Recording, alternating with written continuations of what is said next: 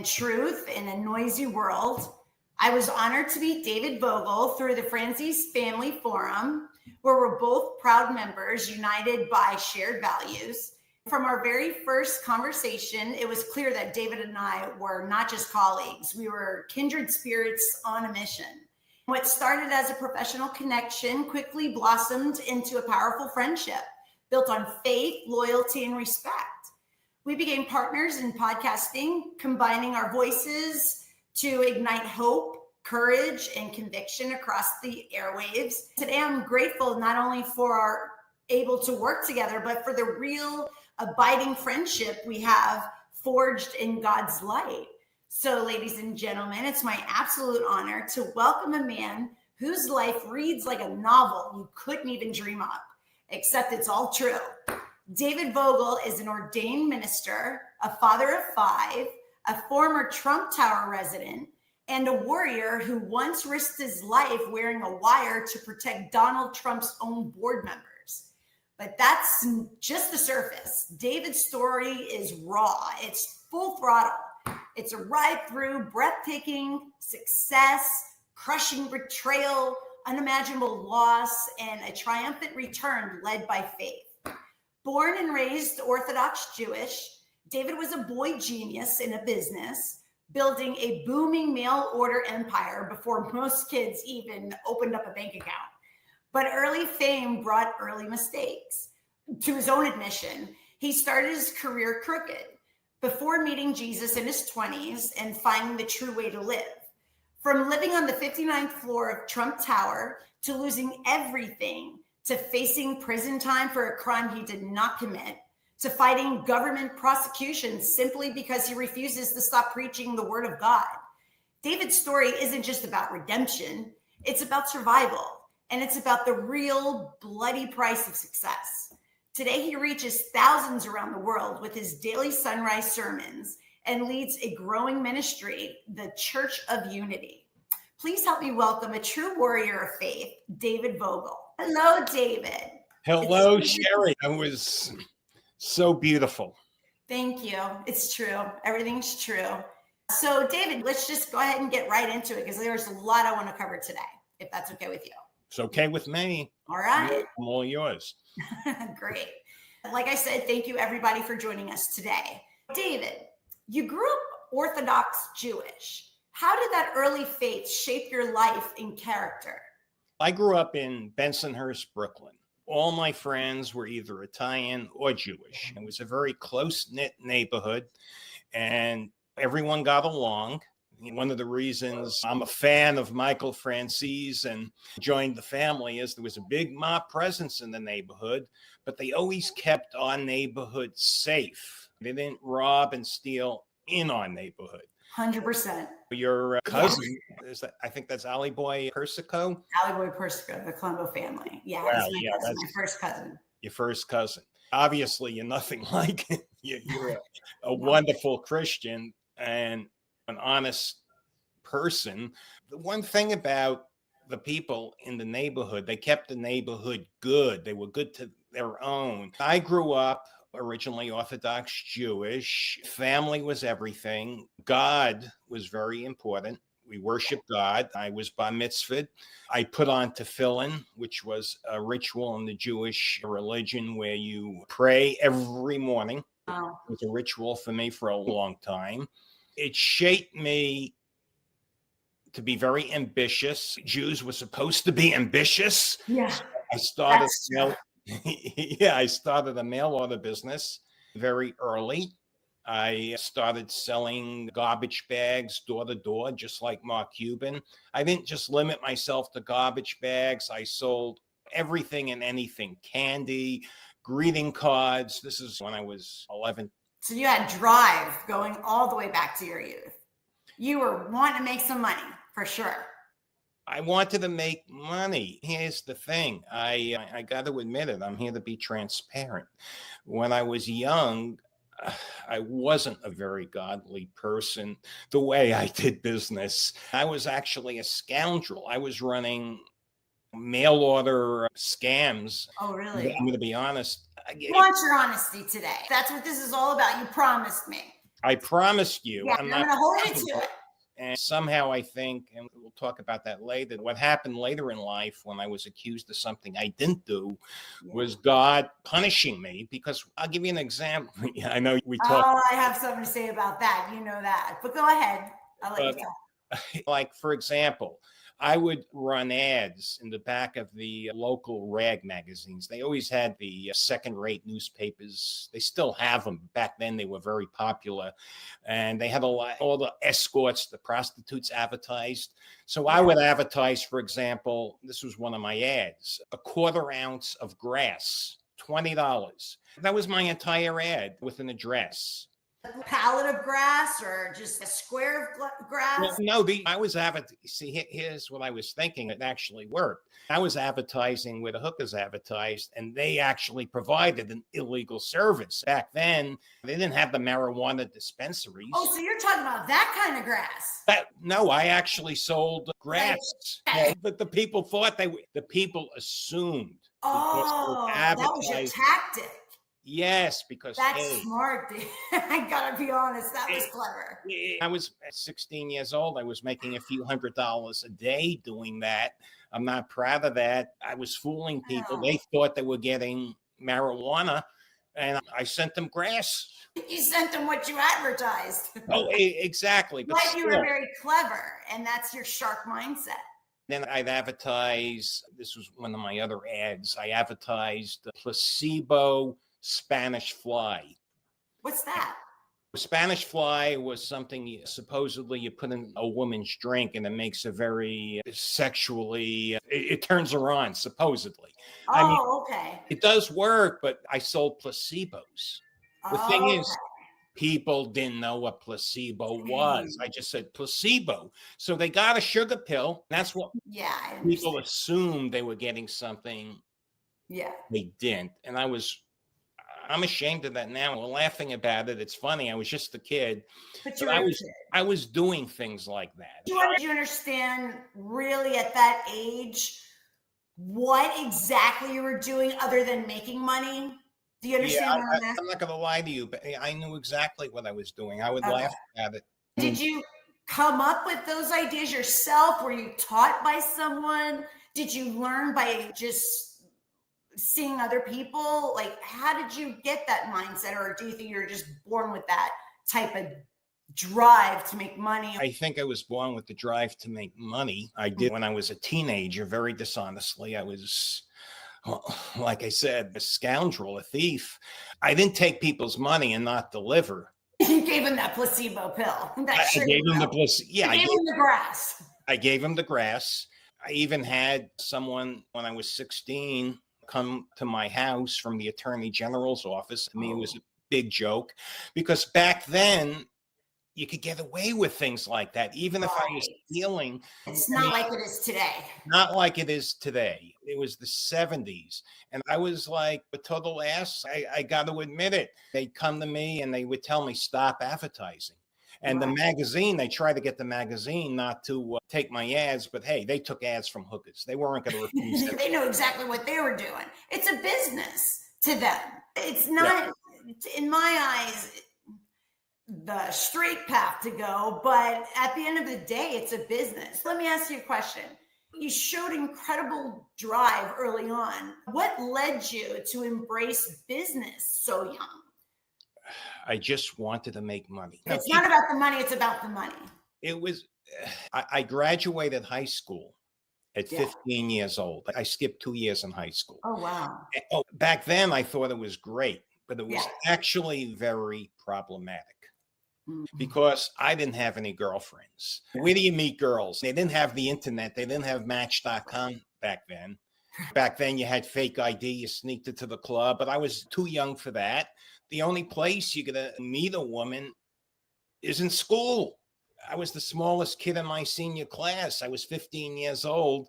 I didn't get picked on. It was just the opposite. No one even bothered with me. It was like, who's this kid? Right. And by the time I was ready to meet women, it was just horrible because I had no place to go. So it was real problematic. I figured in my mind, just make a lot of money. Don't get the women. Yeah. It does. You got to be honest. It does help. You've been so transparent about mistakes. What was it like being a young, foolish fraudster in business? Back then, I was enjoying it, but I still think, and I'm going to say this again, I laughed at the authorities. I laughed at everyone who complained. I had a lot of complaints, and someone would complain. What do you mean complain? Some people would write letters to the attorney general. Hey, I got this package of grass. Okay. So I'm just going to say, hey, I advertised the quarter ounce. Was my count short? Is he accusing me of not giving him a quarter ounce of Central Park's finest? I'll send him some more. I don't want any issue. And they would say, come on, you got to stop doing it. I would just laugh at them. That was just one thing. I also used to advertise, all sorts of stuff. I would tell people how they could make money. One of the ads, I ran this in the National Enquirer. And back then, that was the reg. I remember. 16-year-old earns $2,000 a week. Find out how. $5. I would send them 2 pages. I just typed it on my typewriter back then. Hey, do the same thing I'm doing. I elaborated. Hey, that's still relevant today. They're all like, if you want them 10,000 a week, then do this. But not quite at what, 16? And back in the day, that was pretty clever. I got to be honest with you. You were an entrepreneur even as a teenager. How did you end up publishing 27 magazines at just 16 years old? Oh, one of the things I did that was right. Okay. I actually got my ads in 27 magazines for free. I looked for a mentor. I always liked mentors, even back then. So I was young, and I met a guy named Jerry Coppelson. He owned a company called SheriAnn Advertising. He was a big ad. We called him madman. We still do. A madman. I went to a seminar. I heard him speak, and he took a liking to me. Hey, I was young. I was ambitious. I wanted to learn. Psychologically, people like to be teachers. Yeah. And he taught me a trick. He told me that a lot of magazine publishers, if you catch them right before they're about to publish, they have advertising they haven't sold. Right. There's like pages missing. It's not a complete sellout. So you could make a deal with them where they run your ad on a PI, that's per inquiry basis. What does that mean? Per inquiry means you pay them per sale. You advertise your name, your product with their address. The orders go to them. They count the orders, and you basically pay them a negotiated fee for every sale you make. So I did that with my Spanish fly placebos, and I ended up in 27 skin magazines because there was this guy I met that was publishing all sorts of dirt, and he never sold out. Jerry was right. Yeah. And, I got my ad for free. When I say for free, I paid per inquiry, but I didn't have to pay any money. It's probably like a $20,000 hit for me back then, which was just amazing. Wow. Yeah. But, here again, I think, what happened to me, and we'll talk about that in a bit, what happened to me in my 40s might have been God paying me back, because I got away with so much, and I was laughing because I was a kid. And part of the reason I got away with so much was back then, a kid, a 16-year-old, could murder in New York City. And the most they would give him is 5 years. Back then, not now. Okay? Yeah. I think, and we'll talk about this, that my situation, my prosecution for something I did not do, that I was not guilty with. Yeah. Something that happened when I was leading a very ethical life, and I dedicated myself to Jesus, myself to Christ, and I was doing a lot of philanthropic work. And I'll talk about that too in the interview. Yeah. I thought God paid me back. Psalm 103:12 says, as far as the east is from the west, so far He removed our transgressions from us. Once you lay it at his feet, he's not dragging it back up. He's not holding it over your head. You're forgiven. You're loved. You're redeemed. and set free. No matter what happened back then, he doesn't punish you for your past. He uses it to shape your future. If you let him know, you have to let him. And the future he has for you is bigger and better than any mistake you have ever made. That's my opinion. Maybe it's all going to work out. Yeah, maybe, but you definitely have a lot to unfold here, and we're going to get there. So let me ask you, okay, so you had your mentor, and then came a turning point. How did you find Christ, and what did your baptism mean to you? I was 26 years old.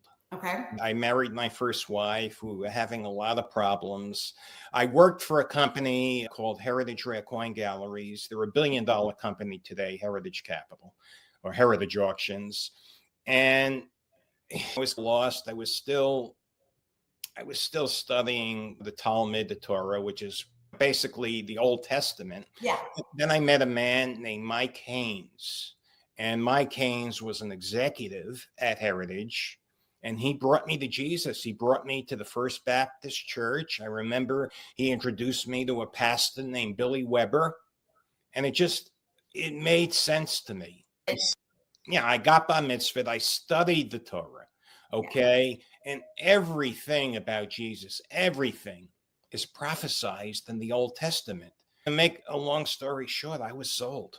Yeah. I knew at that point I was working for a legitimate company. I wasn't doing anything like I did in the old days. I turned my life around. I was married, but I had another problem. My first wife, which looking back was probably all my fault. I was young and stupid. I didn't know how to deal with a woman. I had no real dating experience in high school because I graduated so early. And then you were just all straightforward making that money. So, yeah.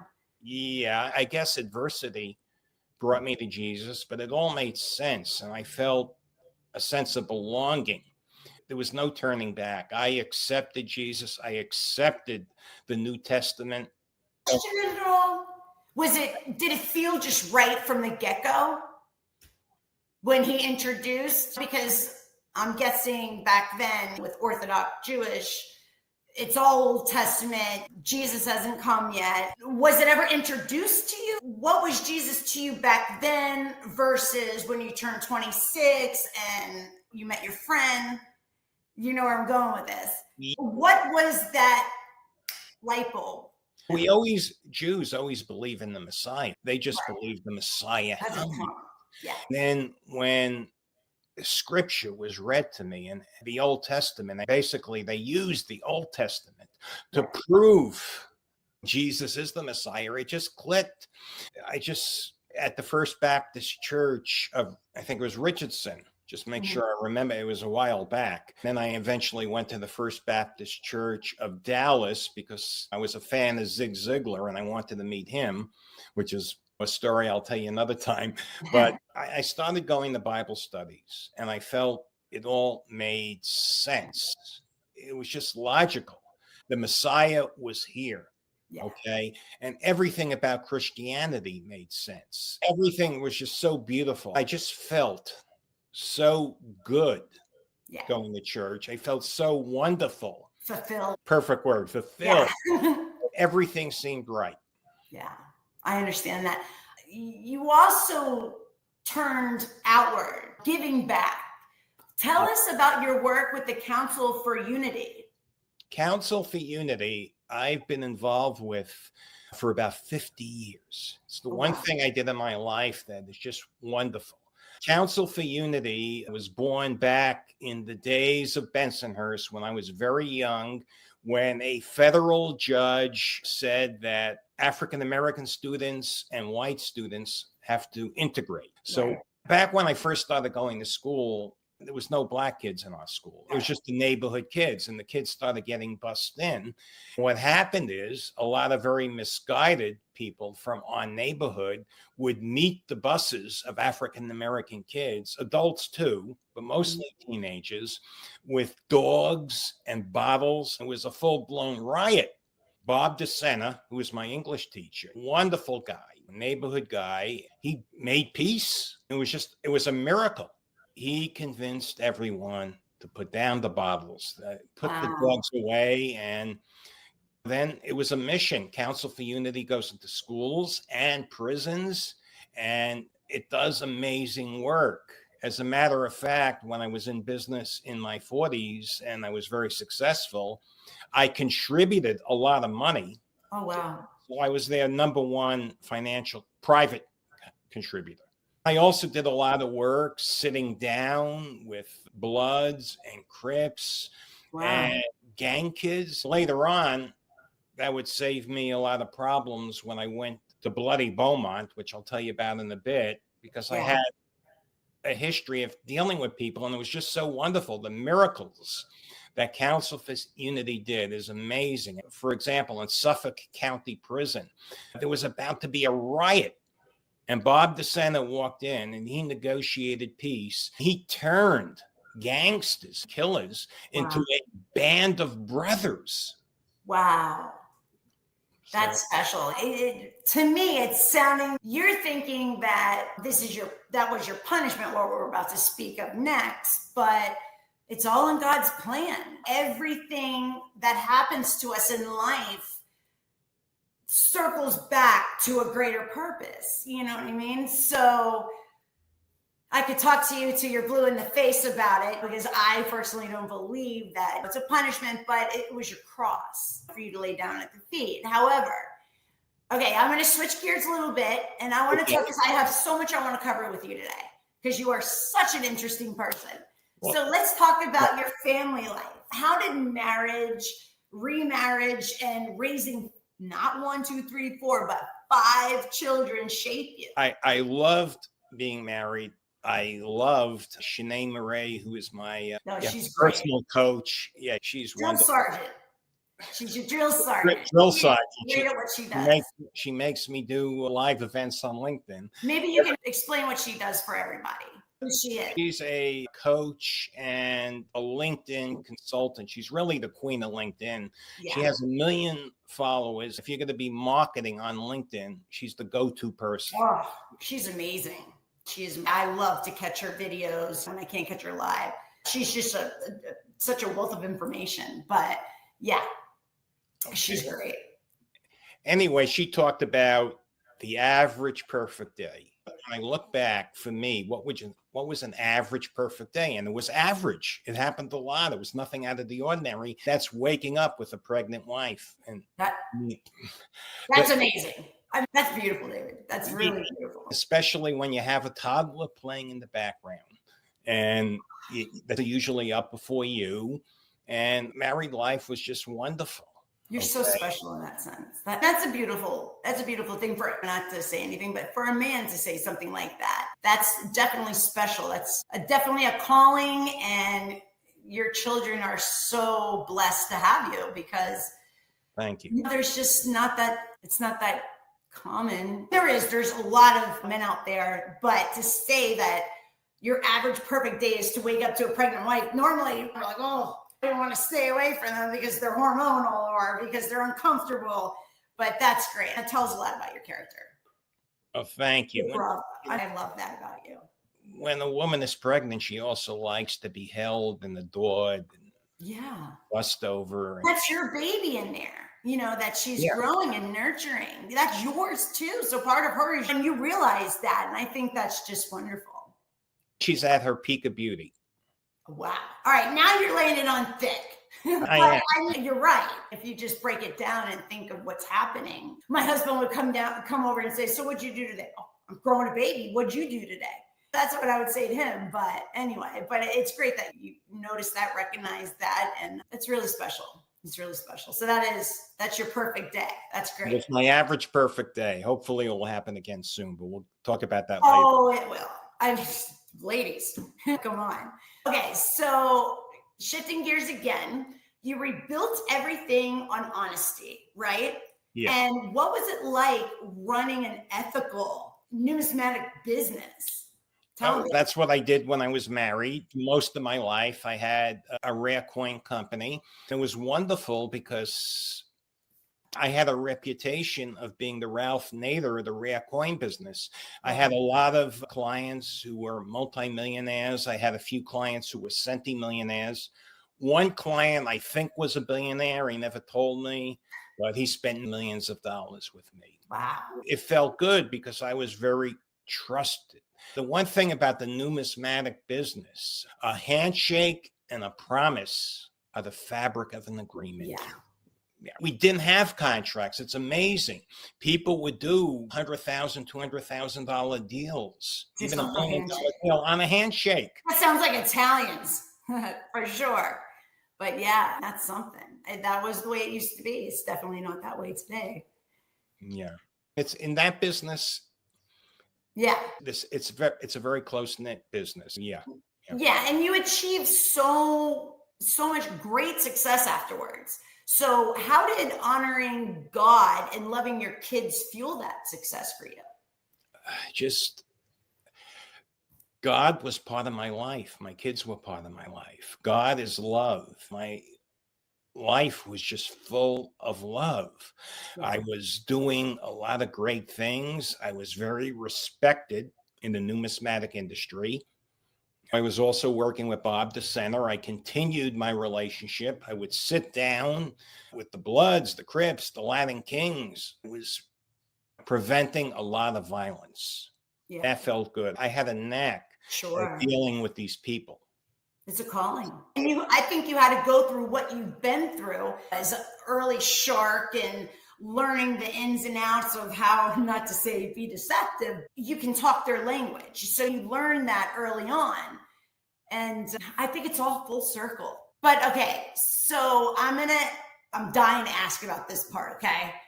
Trump Tower years, okay? Because I'm a big Trumper here. Okay, yeah. Let's talk about this. So you then moved to Trump World Tower. Correct. And gosh, I stayed there in a hotel once. And what was life like on the 59th floor? Tell me, please. To be accurate, I still had my home in New Hampshire. Okay. I was a New Hampshire resident. I bought the Trump Tower building as an investment, but I would stay there when I was in New York. And yeah, and I would run a lot of parties there because I wanted to mingle with the tenants. So just like networking parties? What kind of parties are we talking about? Networking. I wanted to network with my neighbors. I would just throw a party and invite every one of my neighbors. God, I wish I knew you back then. I was the poorest guy in the building. By the time I moved to it's funny, but you're laughing. I'm making $2 million a year. And I talked to one of the residents, $2 million. Yeah, I spent $2 million to have Elton John. Yeah, I remember a guy told me I spent $2 million to have Elton John sing at my wife's birthday party. I bet. Yeah, $1 million is a night out, but I met a lot of good people. Yeah, yeah. But I'm sure living there wasn't all glamorous. You were pulled into some serious danger. Tell us about wearing a wire for Trump during the Barry Jacobson controversy. I want to hear about this. Okay. This story is 100% true. It's almost like... You can't make it up. I can't make this up. Believable. The Trump World Tower, we got an abatement, a 30-year tax, I think it was 20 or 30-year tax abatement because Donald Trump, he sued the city because he said, and it was true, that the building inspectors were soliciting bribes and he couldn't get a fair deal. He wasn't going to pay them a bribe, Trump. Right. Okay, so he basically sued the city and won. Wow. And as part of the settlement, we got a tax abatement. The board, the buildings board, had to compensate Trump for attorney fees. Originally, it was going to be $30 million. Then it was negotiated down to $15 million. The guy that did the negotiating, his name was Drew Aaron, and he did a wonderful job knocking that figure down from 30 to 15 million. I think that was a very fair number. Yeah. Okay. But then we had Barry Jacobson. He didn't want to pay Trump anything. And he told Drew that if you authorize anything, I am going to kill you. This isn't a band leader. Remember The Godfather? Yeah. What is this guy thinking? No. No.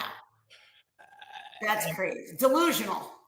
It's totally delusional, although Barry was very wealthy.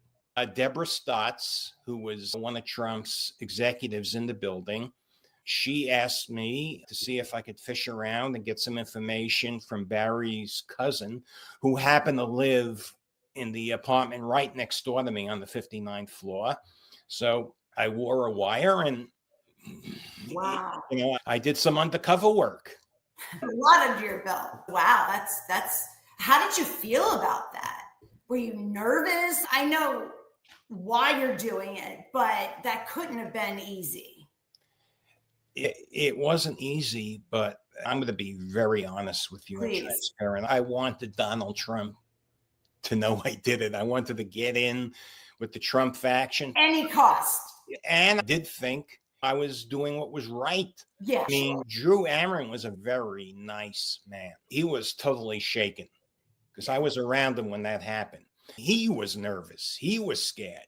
Yeah. Barry Jacobson probably had $100 million.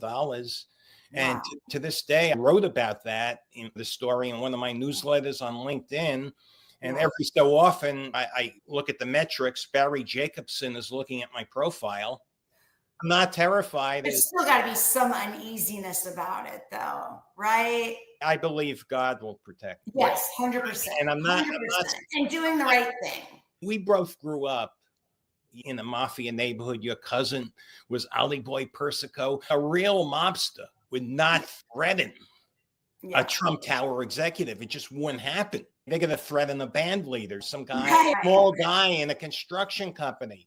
I think if a real mafia capo heard that one of his crew was threatening a Trump Tower executive, he would take that guy. Right, absolutely. Absolutely. That's one of those things that you just don't do and not to do and not even to think of doing. That's insane. After that incredible high came the fall. What was your downfall of God's discipline? Okay, let me rephrase that. Was your you know where I'm going with this. Was your downfall God's discipline or something else? Those are my words. You're moving my notes to you. Let's be transparent.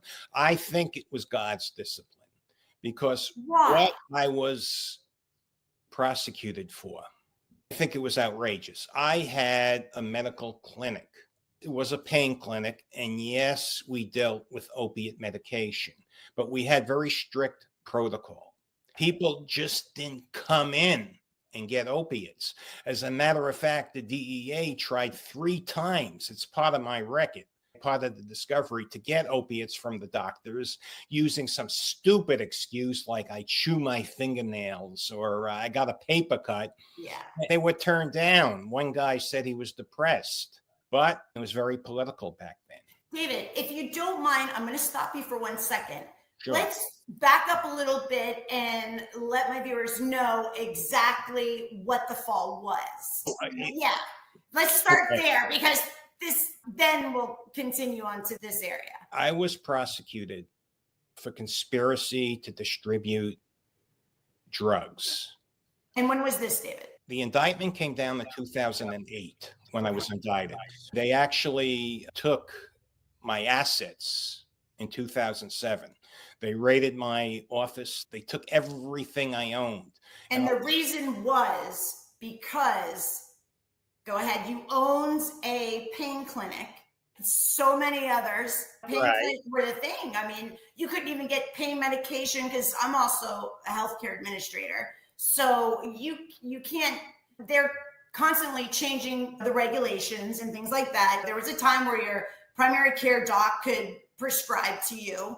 And then now they're saying, no, you got to see a specialist, which would be the pain docs, right? So then you had to specialize to be able to get them. Or your docs, it would only be an emergency room. They can give you like 10, but then you need to go see a pain medication. Even the anesthesiologist, you'd have to go to a pain medicine doc. So these regulations are being made for you, basically. To open up, you have to have pain clinics because that's the only place where people with chronic pain can go to be treated, correct?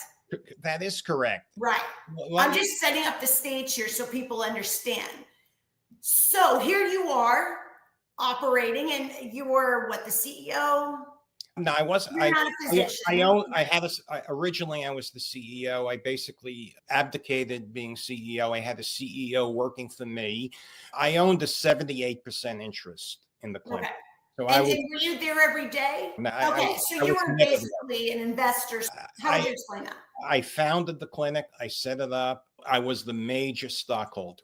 Okay. But what I'd like to tell everyone is why I'm innocent, because I wasn't a very foolish man. I just didn't go into this without good counsel.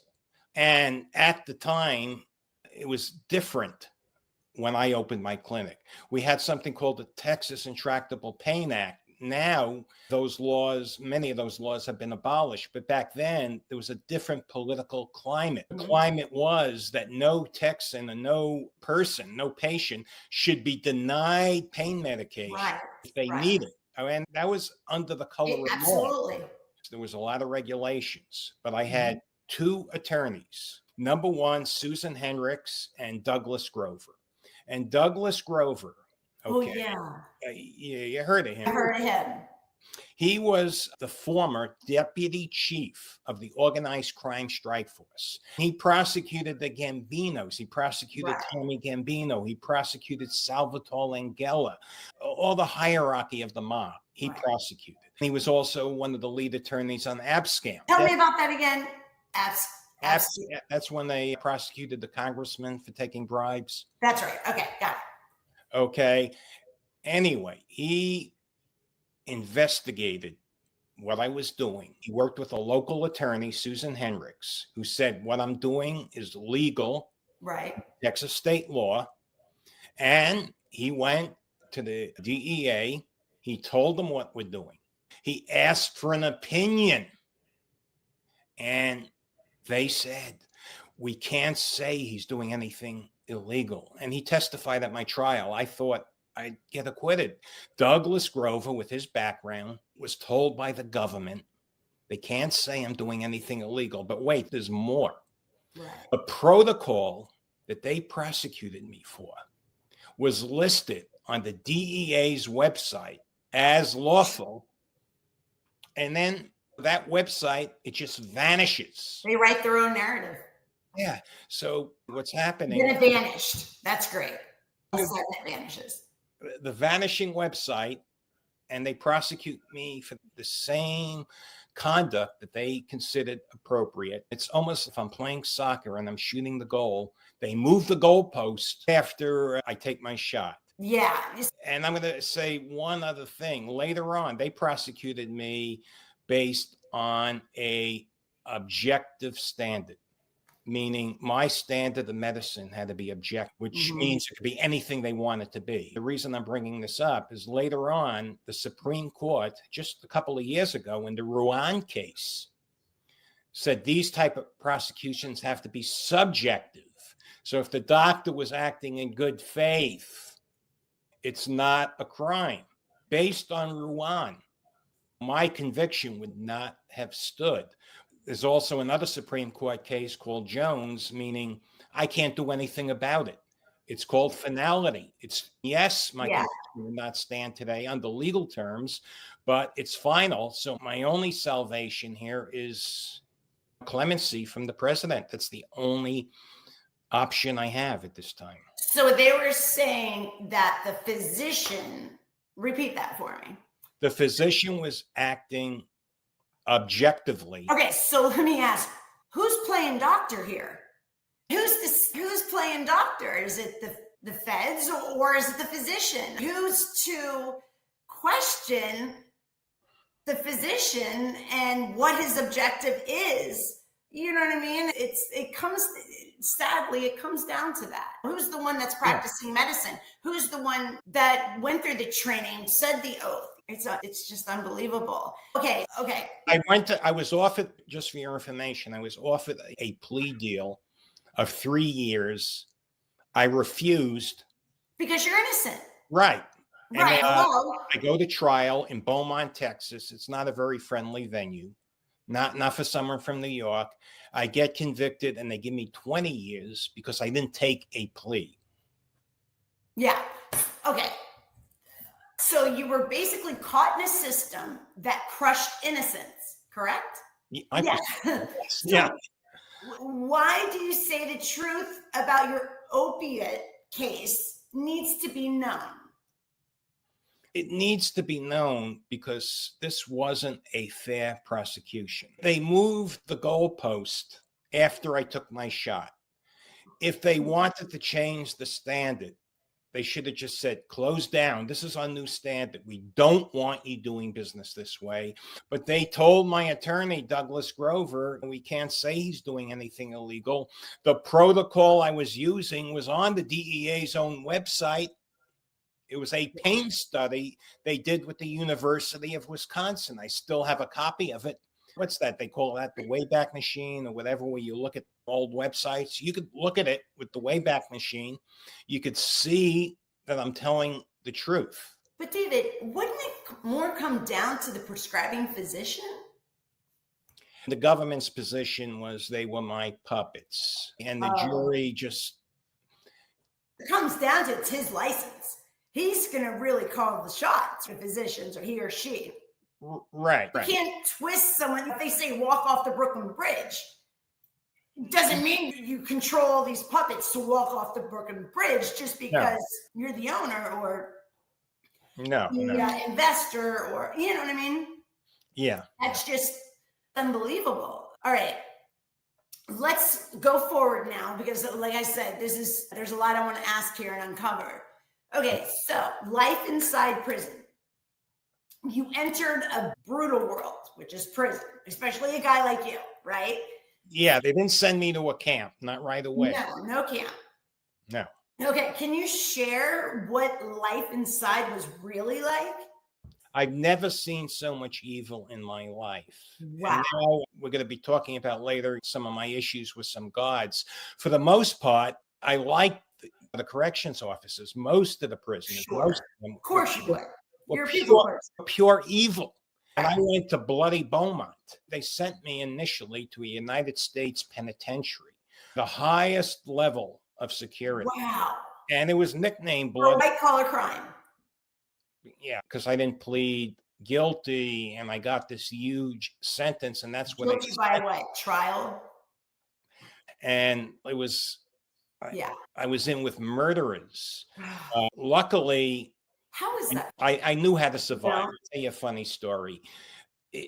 Murderers were actually not difficult to deal with. First of all, I would just can't fathom, David. I can't fathom.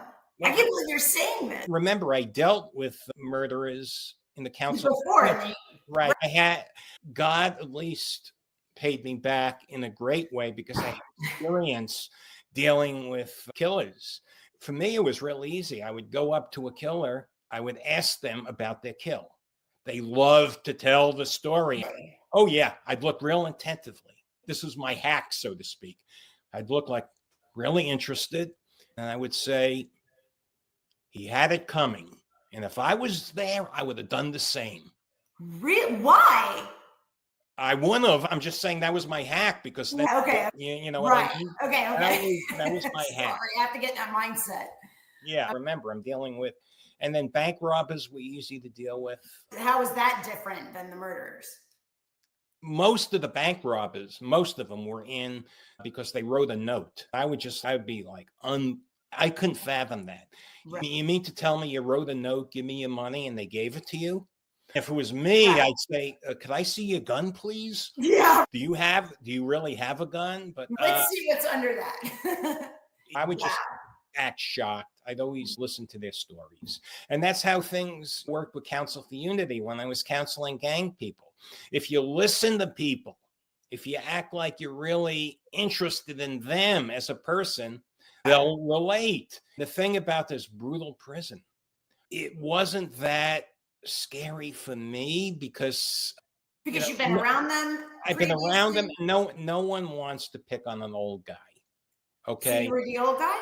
I was an old guy. The thing about Bloody Beaumont, if someone was picking on me, it didn't happen, but if someone was picking on me, one of the younger guys would probably get involved. Yeah, that was just the culture there. Why are you picking on an old guy? Pick on me. Don't kick the old man. David, I've heard you say previously about eye exercises. Oh, yeah. They thought Tell me about this. when I was in prison, I exercised all day. Just 90% of my day, I was working out. And I would do eye exercises. I went in wearing glasses, and I learned eye exercises from Jack LaLanne. Your eyes have muscles. They would think I was nuts. I'm looking in the mirror doing these movements. Show us one. Eyes. But I'll What's tell an you eye something. exercise? Oh, yeah. I lost in about 8 months. I didn't have to wear glasses anymore. It works. You're gonna have to. We'll have to do a separate podcast on that. I want to learn that. Wow. Okay. So they thought you were crazy because you were like. They thought I was crazy, but in a good way. You got to have something behind you. There were a lot of crazier people in there, so I just. Oh yeah, for sure. I was at the USP, and then I went to a low. Okay. So you said you witnessed evil firsthand. Yeah. What's the Jonathan Tampico story that you saw unfold? And I hope I said his name correctly. Yeah, Jonathan Tampico. Yeah, okay. There was ever a time I just want. Can you explain who he is to my? Oh yeah, I'm going to explain it. But Jonathan Tampico, when I went to the low at the USP, they didn't have sex offenders. Jonathan Tampico raped 6 8-year-old boys. He got a very relatively short sentence for that. He was in federal prison for child pornography. They gave him 30 years, which I thought is a lot for pornography, and 6 years for rape. I think it should have been the opposite. It should have been the opposite. But I remember him telling me when he mentioned the boys, it was all consensual. It was all okay. They consented. I wanted to smack the guy. 8 years old. 8-year-old boys. Believe me, that was the only time I really wanted to smack someone. I held back because I knew he was protected. Back at the Beaumont Low, they protected the sex offenders. Why? I heard that is the opposite. That's what you always hear, that if you go in as a sex offender, they're going to kill you. At some prisons, yes, but not at Beaumont Low. That they had to send them there because otherwise they'd all be dead. And these were some horrible guys. So if that guy, Jonathan Tampico, was in the USP where I came from, he would have been killed. Okay. The first day, he wouldn't have lasted a day. But at the low, you even look at them the wrong way. The gods will throw you in the shoe. They'll throw you in solitary confinement. The same thing, the shoe and solitary confinement. Yeah, that's what they call solitary confinement. So I wanted to smack the guy. And I'm not a violent guy, but when he said, I have 4 sons, he said, oh, yeah, imagine my 8-year-old son. Yeah, it was all consensual. When you're a parent, it's hard not to make that correlation. You know what I mean? And that just in itself brings on anger. And you also said that you faced abusive staff. What happened with, I think it was the abusive guard you mentioned? All my years, this was at the camp. It was actually many years later. Remember, I did 11 years. I actually served 11 years. But Masu was at the camp, and I never, ever had a problem with a corrections officer. They didn't bother me. But this guy, he would just pick on me. He picked on the old guy. He picked on the old guy because he knew I wasn't like a gangster type. It was stupid stuff, but every time he saw me for a while, it didn't happen right away. He just decided, I'm going to pick on David Vogel. Can you describe him to us? He was a Marine. Actually, the story has a happy ending because he did a 180, which is funny. He changed everybody. Nah, that was a joke. Describe him. He was a middle-aged guy, I think maybe 40, 45, well-built. He was an ex-Marine. He was the food service officer. Which means? He handled the chow hall. Okay. So he would be picking on me, and I wasn't going to stand for it. So what did I do? I'll confess. I'll imagine. I'm never going to hit anyone. I didn't hit Jonathan Tampico. I'm certainly not going to hit a guard. Automatically wrong. Right. But it was at the camp. I found this nut named Craig. The guy was wackadoo. He would steal from the campers there, the inmates, which if he wasn't at a camp, they would have destroyed him. But at the camp, remember, it's mostly white collar people, and they don't want to get thrown out of the camp, so he got away with it. But I'm good. I'm a shock when I have to be. I'm good at manipulating him. And I got the nut to write up Masu. He accused him of all sorts of stuff, horrible stuff. Allegedly, he was sexually abused. And I think Masu had a lot of issues. And because of that, he just did a 180. He was the nicest guy in the world to me. Wow. Now, I never told this nut to write up Masu. I'm just not like that for sexual assault, because I mean that I would not do. Yeah, that's a far this nut. I unleashed the nut. Yeah, there you go. You unleashed. And he was just nuts. And he was creative on his own account. But the thing is, Masu was abusive to me. He wasn't sexually abusive. Physically? No, not physically. No, really. He would pick on me. He would try to tell me. That's just as worse. It's just as bad as physical abuse. You know what I mean? Yeah. But anyway, he did a 180 after that write-up. And it's every time I came to the chow hall, Masu was throwing food at me. Have a second piece. Was there a correlation? Did he know where that was coming from? Or maybe you were behind that? Like, you got that respect, almost like you said, a 180. Like, it just changed him completely, or to people that he was not very nice to? I think maybe the experience changed him. Okay. Because he was the nicest guy in the world. Yeah. And I want to stress, I would never tell this guy Craig, who was the nut, to accuse someone of sexual abuse. I think that's going too far. That is. Okay, but this guy was totally nuts. I picked the right guy. You unleashed the nut. Yeah, so he said that life was harder at the prison camp. You already explained that, what the verbal abuse was like compared to the USP. Yeah, at the USP, inmates wouldn't verbally abuse you. When I was at the camp, there's the CEO that's What's the difference of the camp? I'm not familiar. Between a camp, there's no bars. You could literally walk away. There were some people at the camp, they would spend a couple of hours at the hotel down the block. Really? Okay, and then come back. They'd come and go. Oh. Sometimes they got caught, sometimes they didn't. Most of the time they didn't get caught. But at the camp, it was harder there where there's more freedom. There's more freedom, but some of the inmates there were very abusive. Yeah. They would just yell at me. They wouldn't yell at me at a USP. Because even if I didn't do anything, someone else would have done something. And yet, even in prison, you found purpose. Tell us about, you had mentioned about training dogs behind bars. We hear that a lot. At the camp, I was in the needs program. I trained dogs all day. It was wonderful. I work out and train dogs. I still did my work. What kind of dogs? Like, for what? Service dogs. Service dogs. With disabled vets and handicapped teens. I remember a handicapped teen got one of my dogs. I was very proud because I spent over a year training her. Sure. We also have a dog. You have a companion. Sure. It's nothing better than a dog that doesn't talk back. Yeah. You know what I mean? That's a man's best friend. You called out the failures of collective punishment in prison. Tell us about it. Collective punishment is what they do. Okay. And this goes back to when I was at the low. If someone does something and they don't know who it is, they punish everyone. That's against the Geneva Convention, but they do it anyway. And I'm telling them, it doesn't work. Why?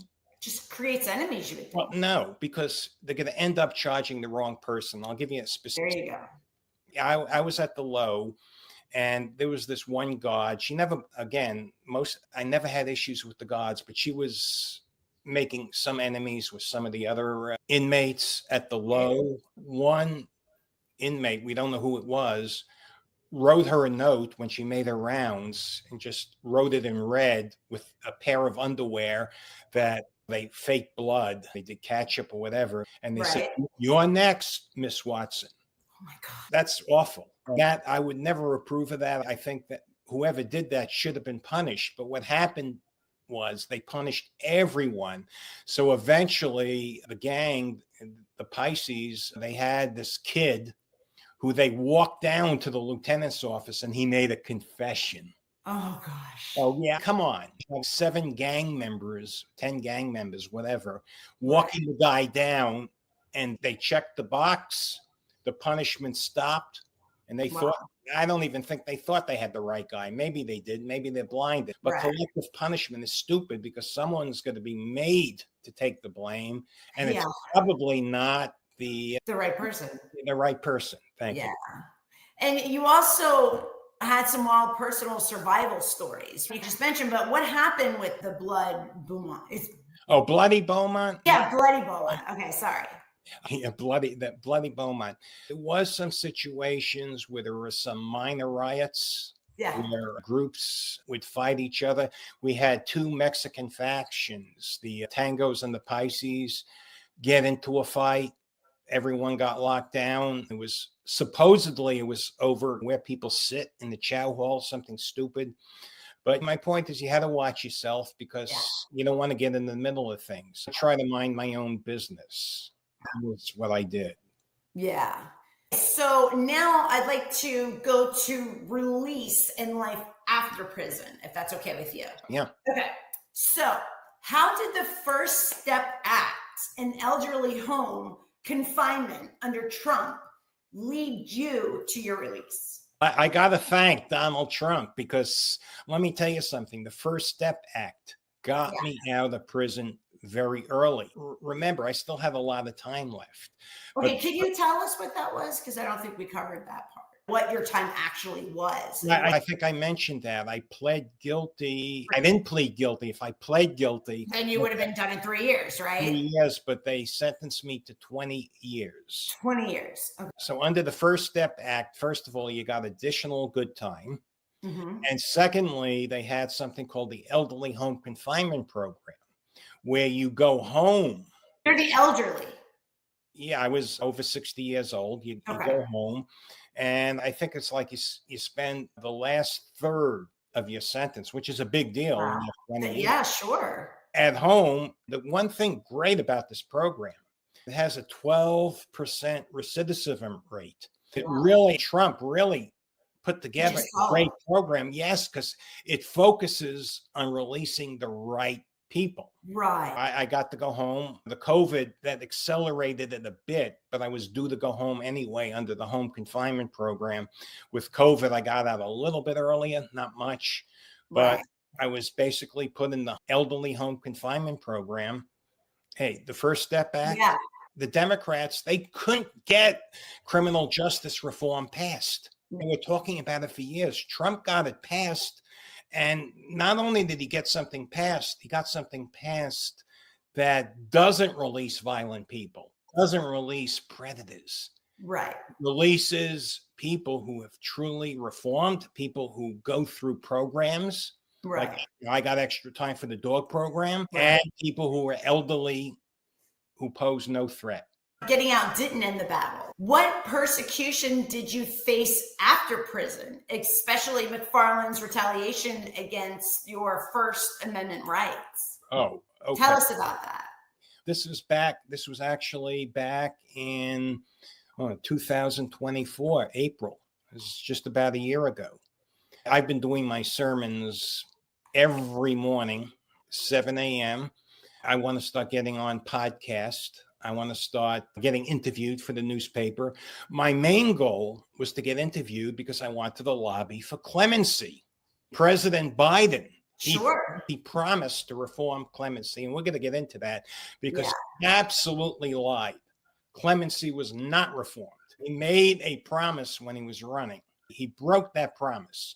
But anyway, I didn't know he was going to break that promise at that point. I wanted to get into the newspaper, and McFarland basically comes up with these outrageous interpretation of restrictions. And he said, no, I can't do it. So I go to court. I file a 2241.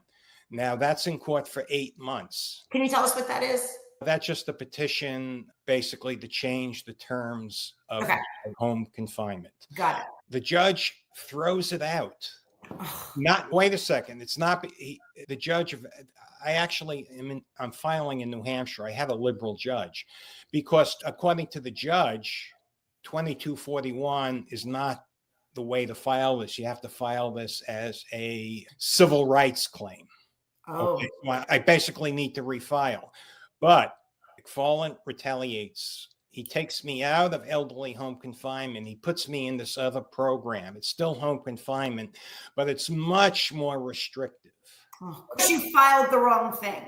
Because he's retaliating. And if you don't know who he is the man that put Michael Cohen in prison for publishing his book. I'm a fan of Donald Trump, but Michael Cohen shouldn't have went to solitary confinement, which was torture for him. That's crazy. Yeah. And eventually, if you know what happened, a federal judge ruled that McFarland retaliated against Michael Cohen. Wow. It was retaliation. Yeah. Yeah. So this guy has a history. Yeah. And he didn't want me to talk. As a matter of fact, when my case was thrown out, when he put me in this new program, he has me sign documents. Otherwise, I'm going to get locked up. He didn't say it outright, but I'm reading between the lines. He's saying it. He's going to send me to a USP. He's going to send me, a Jew, to some place where the Aryan Brotherhood is going to kill me. That happens. The Aryans kill Jews.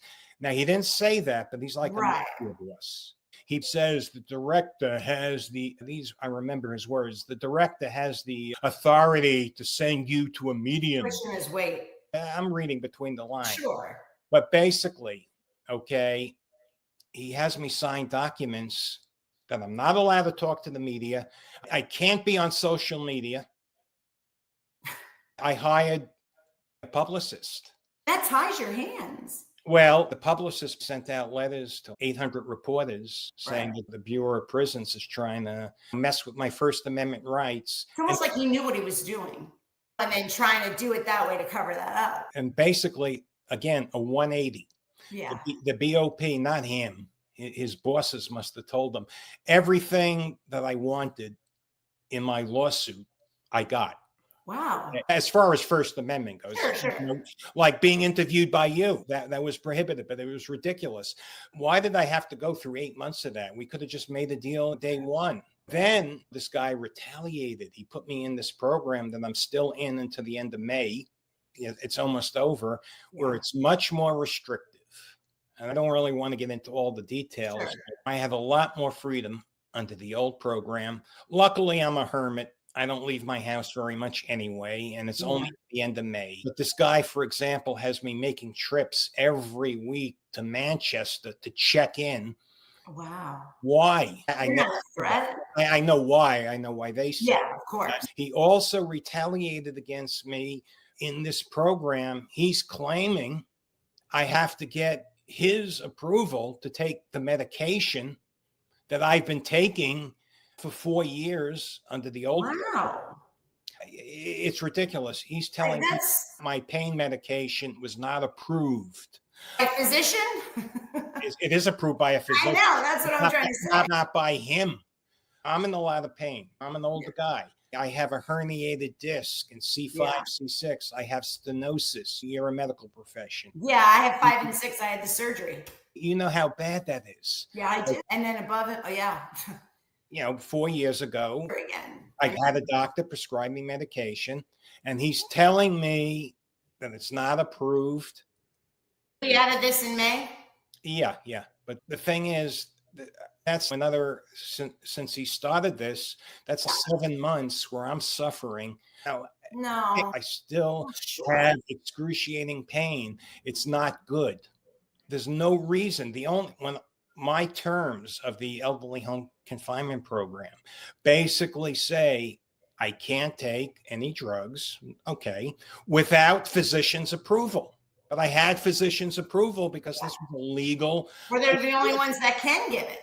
Otherwise, it's illegal. My position is this guy, he's full of retaliation. Oh, here's another thing. I'm preaching every morning since June 2023. He comes up with another rule. I can't call myself pastor.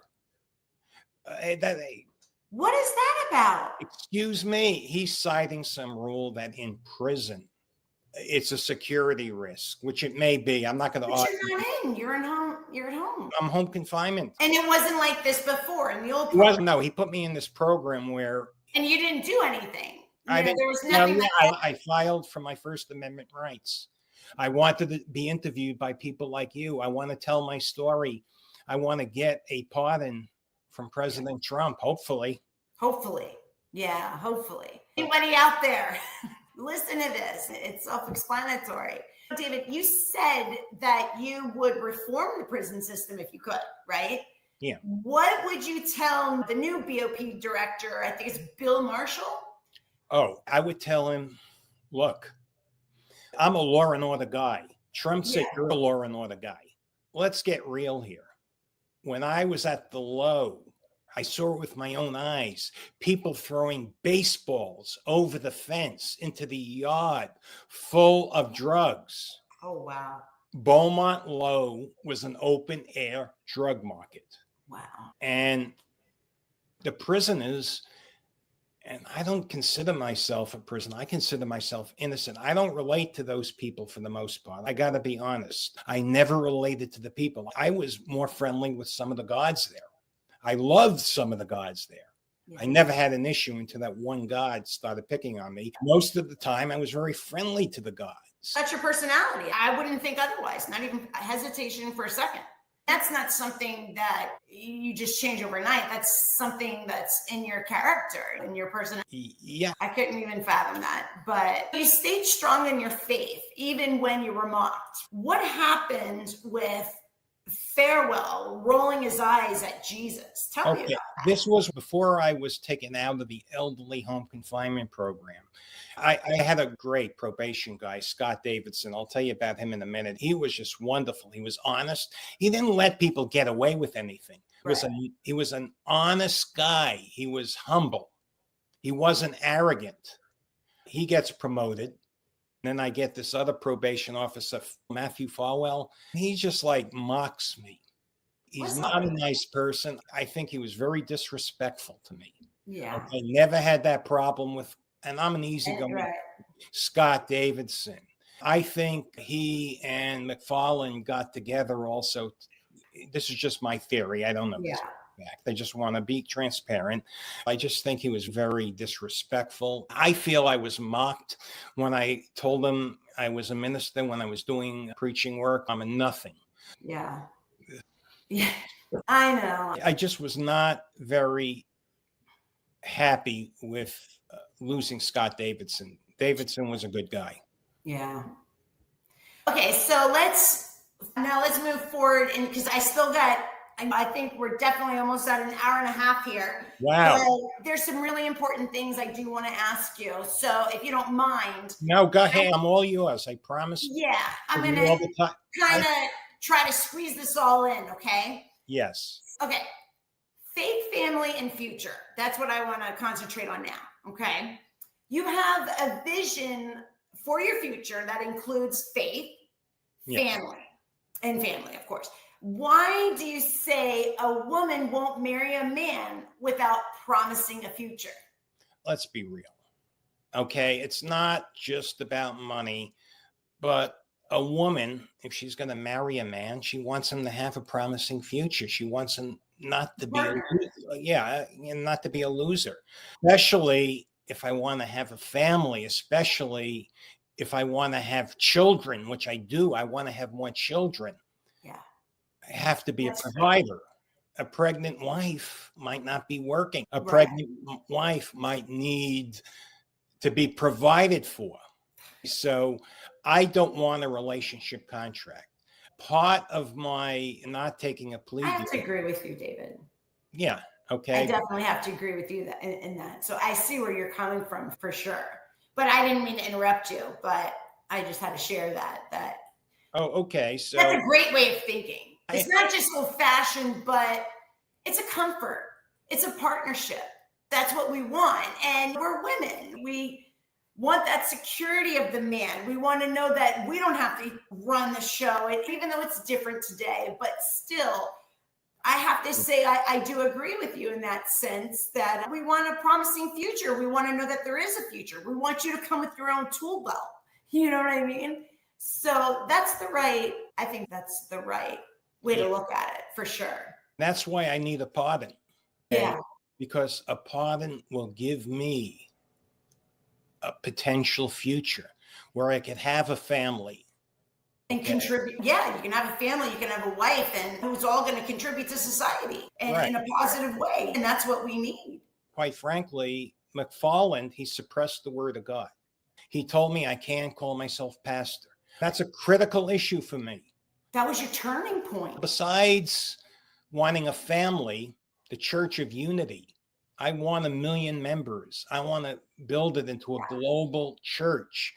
I want a church, and I'm going to be very transparent, that's also able to provide for me and my family. There's nothing wrong with that, because if I build a mega church, I'm legally and morally and ethically entitled to be compensated, but that's the way I want to be compensated, spreading the word of God. Yeah.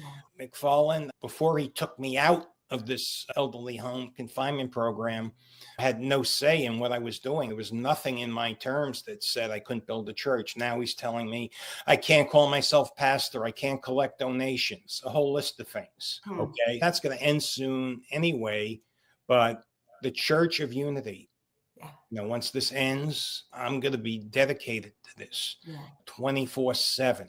I'm helping my kids with the solar business because I owe my son. When I went away, my oldest son, for my second marriage, Evan, he supported the family. And that's big. I owe him a debt. I owe him money, and I'm helping him build the solar business into something great.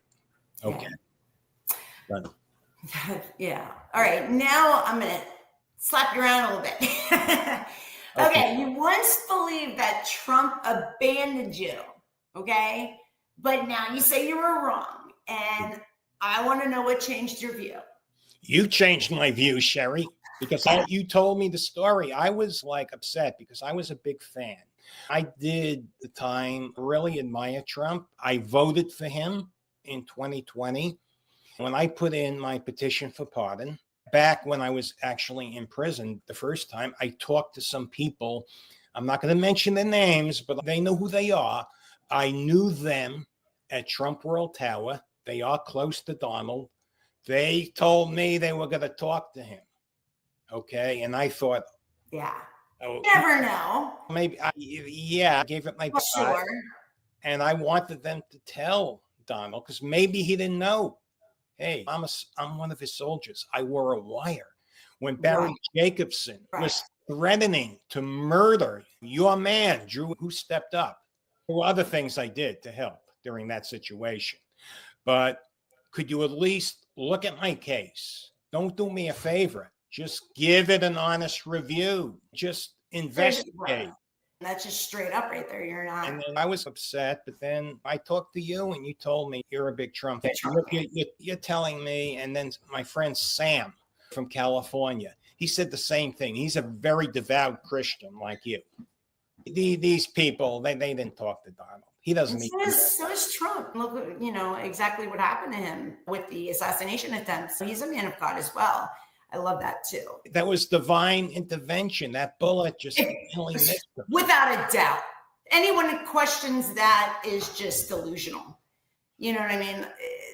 Unbelievable. Yeah. You've spoken with great admiration about Trump defending Jewish people. Why does that move you so deeply?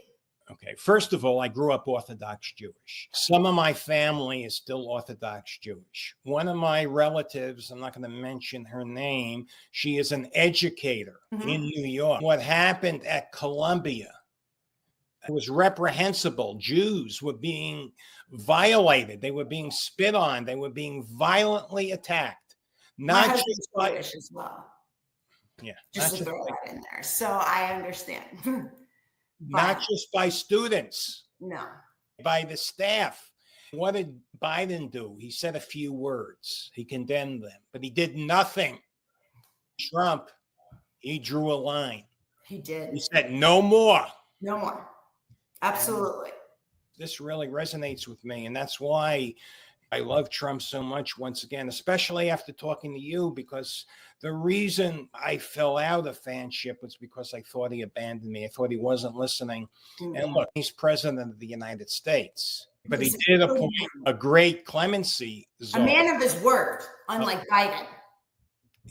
Trump is a man of his word. He is a man of his word. He does what he's going to say. Biden, he promised to reform clemency. That's and right. What did he do? Let me answer that one. He pardoned convicted killers like what? Peeler and what's his name? Pete?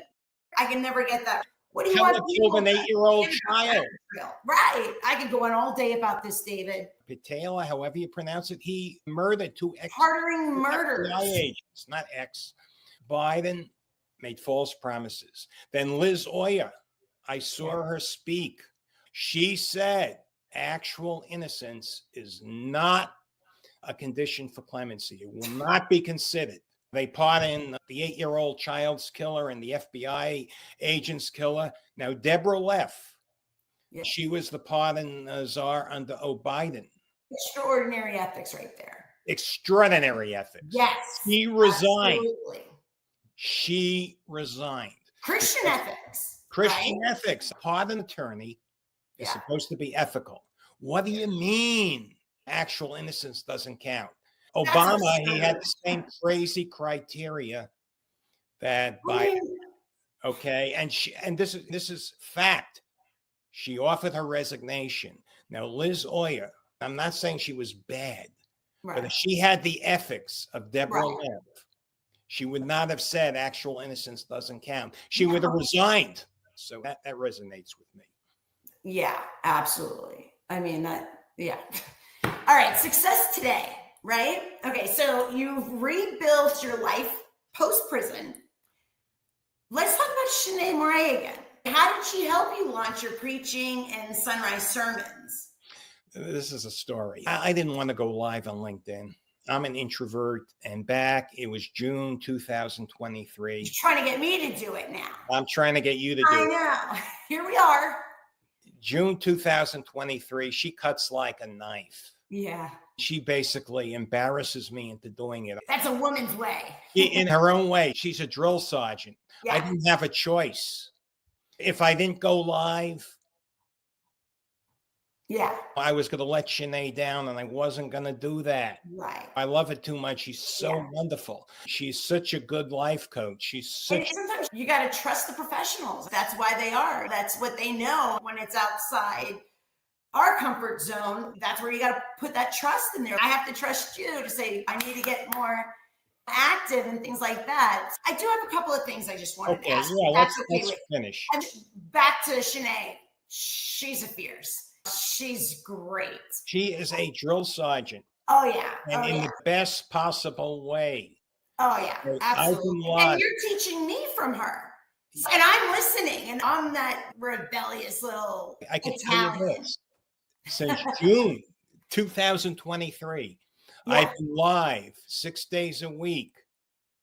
Yeah. Since June 2023 at 7 a.m. on LinkedIn preaching.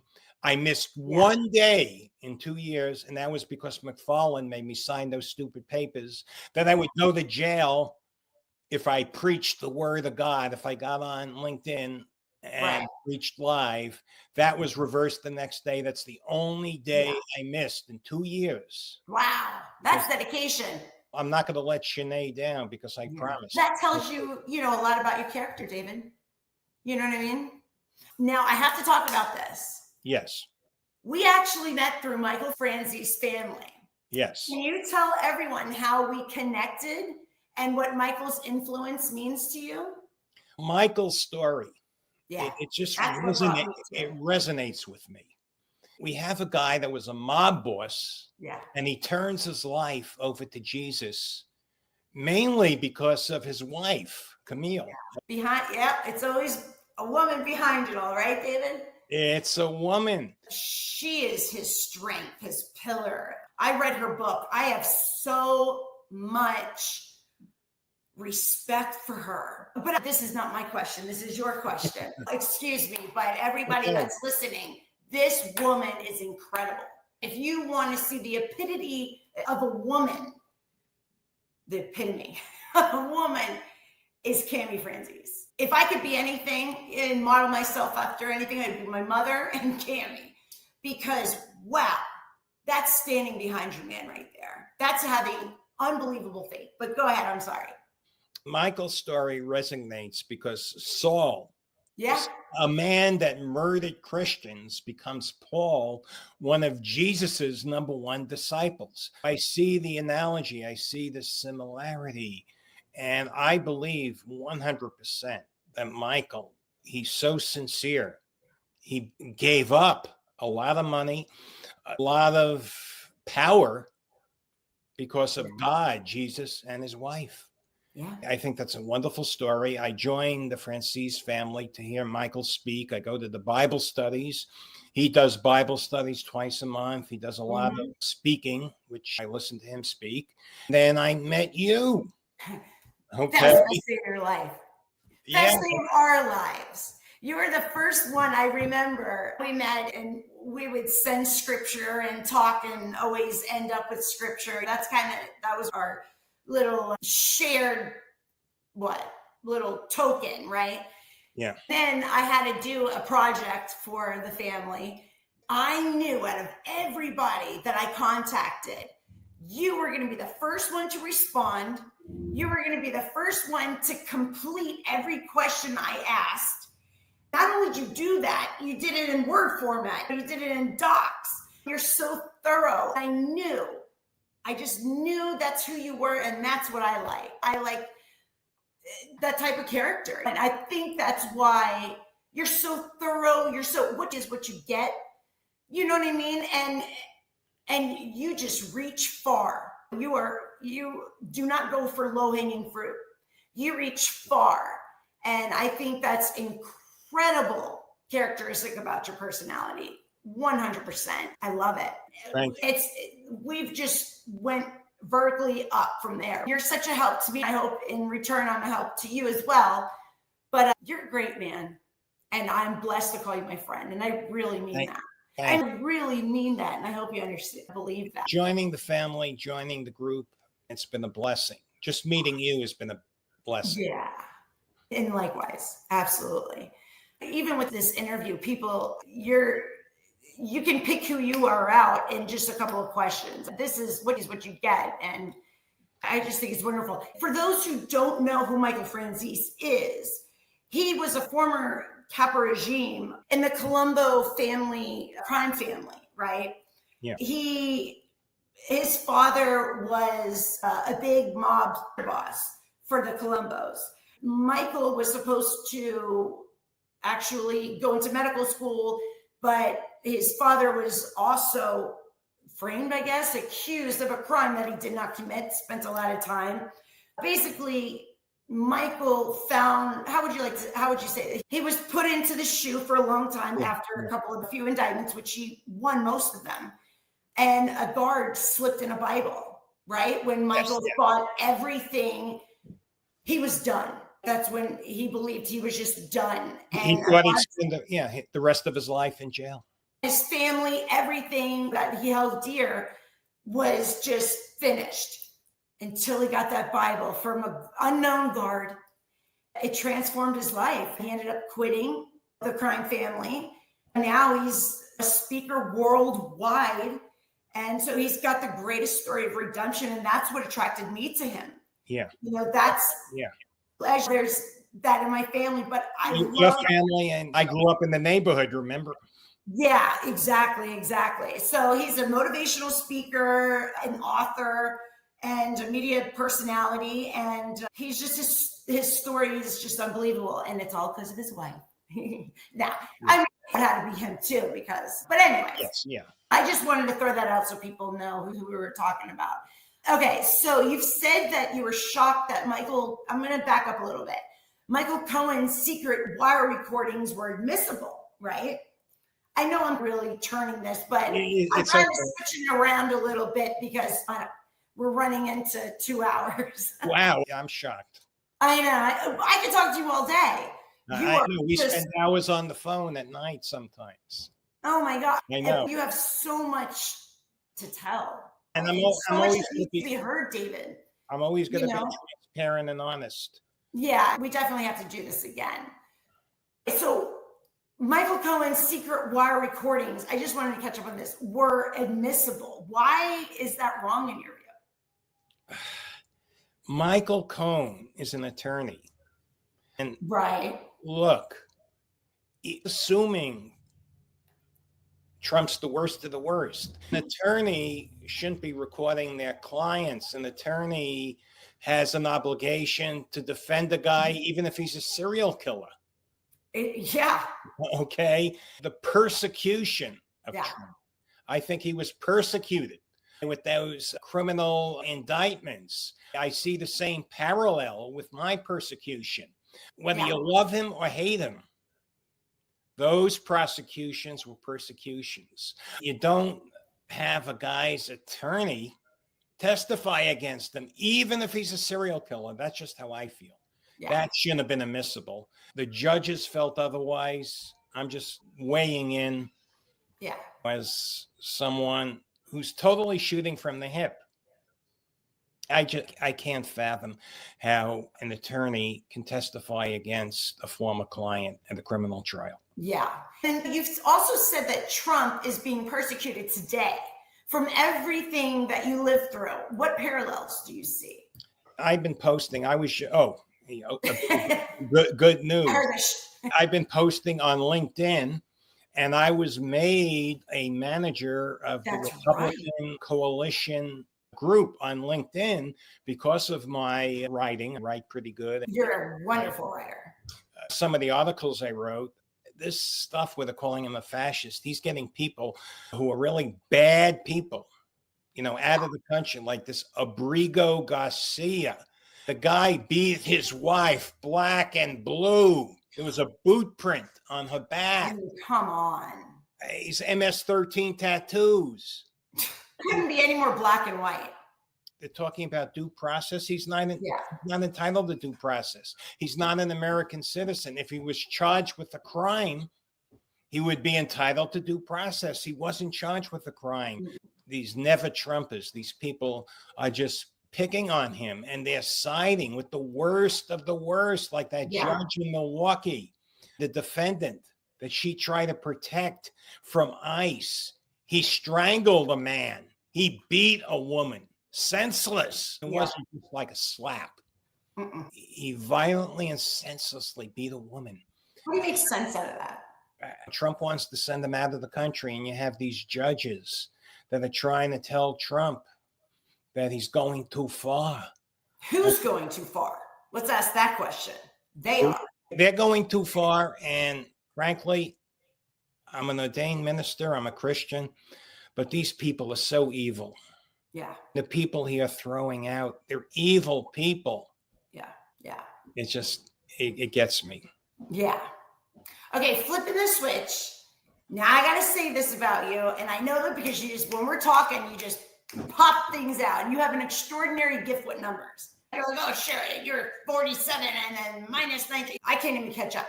So tell us the story of Scott Davidson and how it showed your savant abilities. Before I retired as CEO of my son's solar company, I got a client an $849,000 grant. That's free money from the government. Scott Davidson, if you recall, before I was thrown out of the elderly home confinement program and put in this other program, I don't even know what you call it. Scott Davidson was a real great guy. He was the probation officer. And he actually was so helpful. He told me to write a book on how to navigate the Fed. Now, I turned that into navigating the Fed, getting free money. He actually gave birth to this idea where I could get clients, mostly centimillionaires, because I'm very honest. I deal with people who are very sharks. I could get them $1 million free money from the government because I know how to navigate the Fed. There's one thing I'm really good with is numbers, and I'm very anal. I read. Yes, you are, but in a good way. Yeah, I read the notices I get from the federal government about free money. I read them thoroughly. And I'm helping federal myself. government. That's us. That's us, the federal. That's our tax money. It's your, I'm sorry. But it's yours too. You know what I'm saying? So it's everywhere. Don't even get me started. Mishandle, whatever. But don't even get me started on that. But you said today, right, that living in, it's Wolfsboro, right? New Hampshire. Wolfboro. Is a blessing. Why is that the most peaceful place for you? I love living here. You've said it over and over to me. I'm in God's country. Yeah. I got bear. I got moose. You got horses right down the street. I have horses right down the street. You're the animal whisperer. I got so many wonderful animals. I have a pet turkey I feed in the morning. I believe that. But the thing I love about this is the people of New Hampshire. Most of them are very kind. Yeah. Look, even Scott Davidson, he's kind. The people I deal with, even under my new program, not McFarland, the people here in New Hampshire, they're really kind to me. Yeah. And I find that people here around this area are very kind. When I'm walking down the street, if I have to cross the street, they'll stop their car. Stop it. Yeah, really. Even stop your car. I think I need to move there. Here they just hit the gas. People are kind. That's great. I'd love it too. That's great. Yeah. It's beautiful there. When I've seen the picture, the foliage, everything it's really beautiful there in New Hampshire. And I sent you a lot of pictures, didn't I? Yes, you have. Yes, you have. Okay, now I got my one. Okay, I got two more. Okay. Because then I got to get for carpool or else my kids are going to be. Okay. After all you've survived, what is your final message about the real price of success? The price of success. Yes. The price of success was a video topic I was supposed to do like a year and a half ago in Shanae Murray's mastermind class. I never did it. I did 99% of her assignments, but that was one I was saving. Yeah. And it wasn't going to be a 2-minute video. We're on this interview for like almost 2 hours. The price of success, my final reflection. You could be very successful and then it could all be taken away. Right. I had it all. I had a $4 million apartment. I had a multiple 7-figure year income, a wife and 5 kids. Yeah. And then I lost it. Yeah. So the price of success can be very brutal. Yeah. When you're successful, you become a target. Yeah. There's always someone who wants to take it away from you. Right. I have to. And that's the price. Okay. And then one final note. Okay. What's your message for anyone feeling crushed, but still dreaming of redemption? My message is really to Donald Trump. He let me out 6 years early with the elderly home confinement program. Yeah. He let out the right people with the First Step Act. I'm begging him, keep up the momentum. Yeah. I'd love for Trump to sign the Trump clemency doctrine and let Alice Marie Johnson, who he appointed as pardon czar, do her job. I want to preach. I want to spend my life preaching. And I want to promote Council for Unity and Church of Unity, both. I want to continue working with gang kids, turn them around.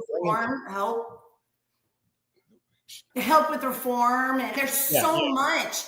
Yeah. Oh, yes. I want, and maybe I'm selfish, but I want a wife and children. I'd like to have 3, 4, maybe 5 or 6 children. The only way that's going to happen is if I get clemency.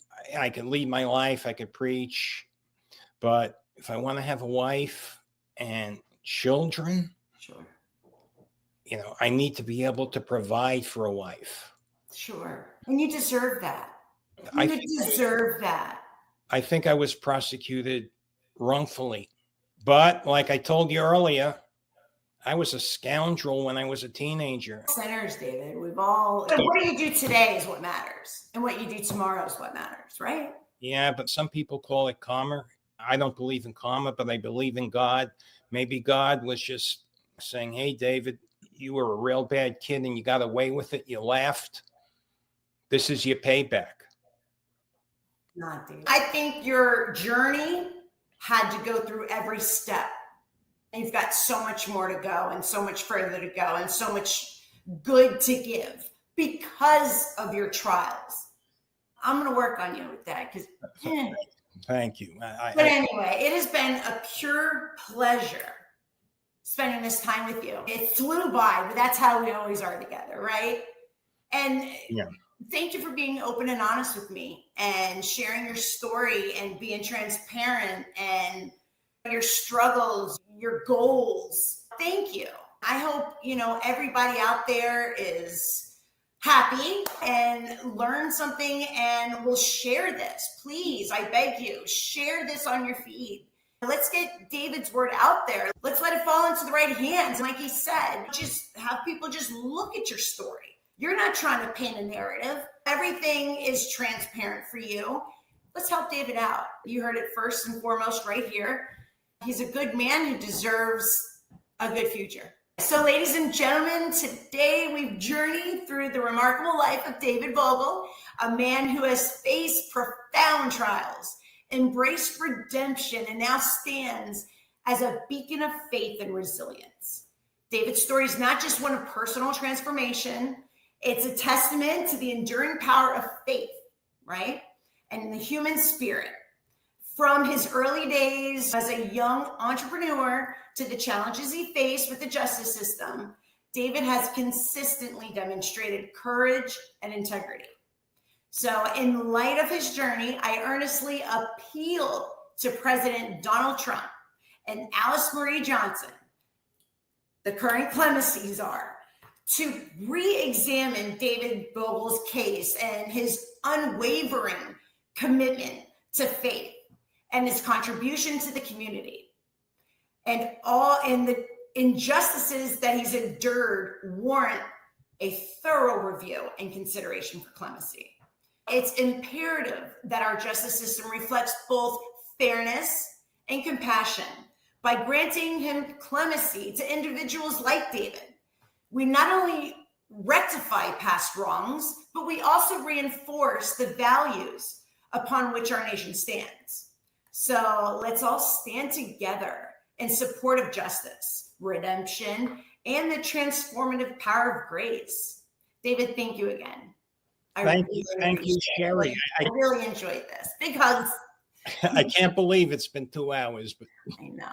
It's been a pleasure. And thank you for hanging in there with me. I really appreciate it. Thank you, Sherry. And just in time for carpool, but everybody, thank you for coming and listening and watching. We'll see you next time. God be with you, Sherry. Have a great day. God be with you too.